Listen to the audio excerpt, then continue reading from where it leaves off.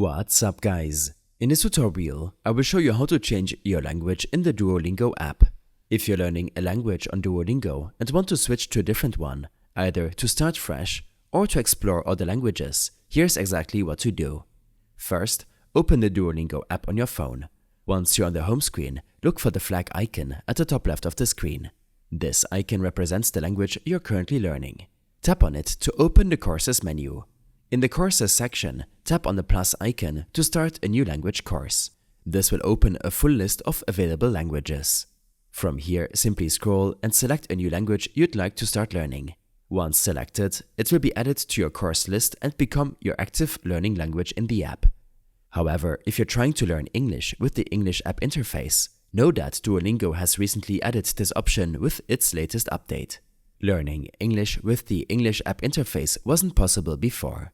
To start learning the English language, simply select the English language course from the list and then tap Continue. Duolingo will ask you some questions related to your current English speaking level to better fine-tune the course for your needs. With that done, you can switch between languages anytime by tapping the flag icon at the top left and selecting your desired language course. I hope this helped you out. Leave a comment if you have any questions and see you in the next one.